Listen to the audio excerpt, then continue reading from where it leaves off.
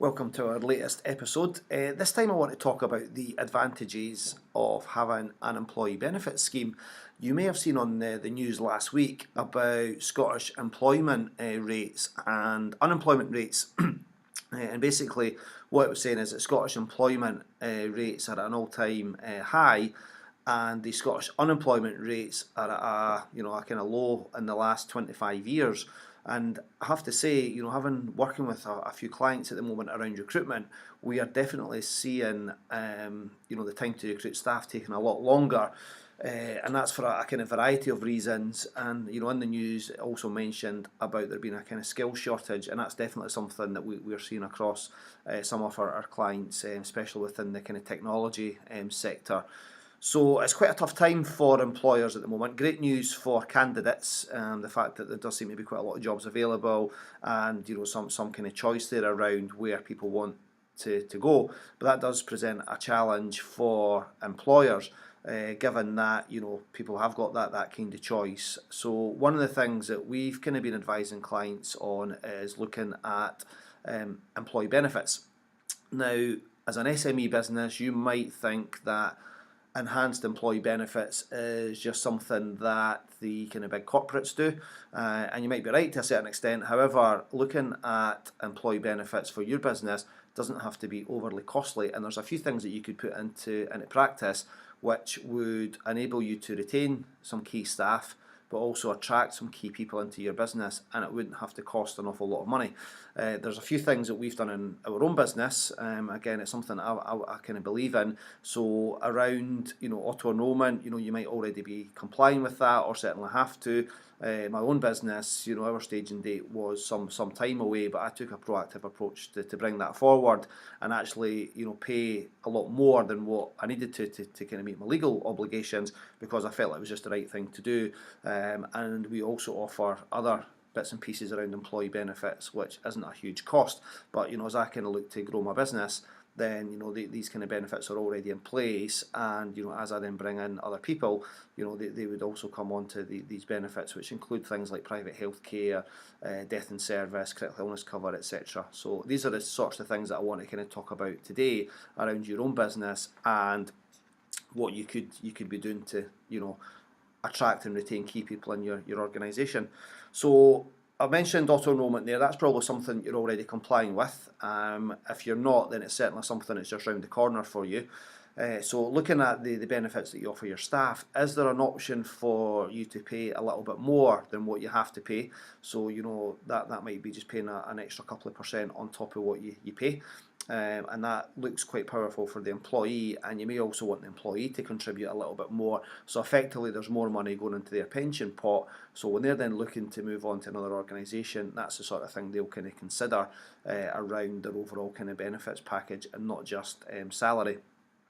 Other things that you might want to look at, I mentioned, was kind of death in service. So that is where you could look at paying either 2 times, 3 times, or 4 times their salary to their next of kin, and that can be quite a powerful benefit in terms of an individual working for you, knowing that that's a benefit that you offer, because again, not a lot of businesses do offer that as an employee benefit. So that might be something you want to look at. Other things are around kind of critical illness, which is where if the individual does develop a serious illness, then that individual would receive a kind of lump sum payment. So that helps you in terms of looking after that individual, because it's the right thing to do, but also gives the individual kind of peace of mind that if they do, hit hard times with a serious health issue, that they're going to be looked after in terms of what's paid out. And again, that's a tax efficient way of doing something for your business, because it's an employee benefit and you can offset that against your kind of corporation tax. Other benefits might also be kind of private healthcare.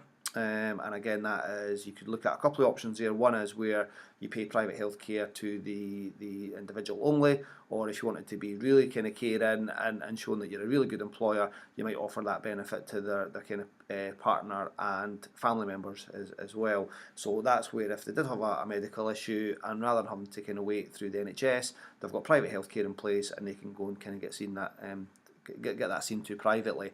So one, that helps the individual and gives them that peace of mind, but also for your point of view as the employer, if they are kind of hit with a health issue and it's something that could be kind of treated fairly quickly, then it allows them to go and get that private health care and potentially get them back to work a lot quicker, which means that you've kind of retained that key member of staff in the business without them kind of having to go off. So there are kind of a few examples of things that we've been helping some of our clients with recently. And that's been pretty well received, and I have to say the clients that we've been helping put these packages in place, they were kind of pleasantly surprised at the cost. I think they just assumed it would be really expensive. However, when we kind of broke it down, they realised that it's not that overly expensive for them to kind of add that into their overall employee costs, which is great to see. Some other examples of things that you might want to look at are things like kind of childcare vouchers. You might also want to think about kind of flexible working, and that could be just a kind of slight change to your kind of start and finish times, which just gives people that kind of flexibility if they've got children or are looking after a dependent adult, or whatever it might be in their kind of personal circumstances, that they just want that flexibility to kind of slightly change their hours. So that's certainly something you could look at. Other benefits might also include gym memberships, where you either pay the membership or offer a discounted membership, and again that's kind of promoting the fact that you're a good employer, and kind of promotes that kind of good kind of health and well-being in the workplace as well. So again, not overly expensive, but something that you could certainly offer. And other things might just be around kind of training days. So that might be just some time off to do training, which could be in the workplace. So that could be even things like TED Talks, doing webinars, whole range of things, but kind of really promoting that as an employee benefit. And then obviously any financial support around the external training is obviously something that would be kind of quite beneficial to your employees. So there's lots of other stuff that you could potentially be doing. So if you want to be really creative, you could be looking at kind of flexible benefits, which gives individuals that opportunity to kind of pick and choose the benefits that kind of best suit their lifestyle. So if they've not got kids, childcare vouchers is perhaps not an option, but they might want to kind of look at maybe increased holidays, that sort of thing. So again, that's what a lot of the big corporates do, is more the kind of enhanced flexible benefit scheme. But as a small SME business, there's certainly nothing to stop you doing these sorts of things as well. So hopefully that's given you a little bit kind of food for thought just around the sorts of benefits that you could be offering your staff. And as I said, the benefits of doing that is really because you want to attract key people into your business, but at the same time you want to be retaining these key people. And especially the way the kind of employment market is at the moment, the more things that you could be doing to kind of retain staff and really trying to grow your business is going to definitely help you as well. So if you want some advice or just a bit more information on the employee benefits, then feel free to kind of reach out to us. You can contact us via the website, which is www.thehrbooth.co.uk, or if you want to email me directly, I'm happy to kind of take some questions on this topic. It's alistair.booth@thehrbooth.co.uk. So thanks a lot.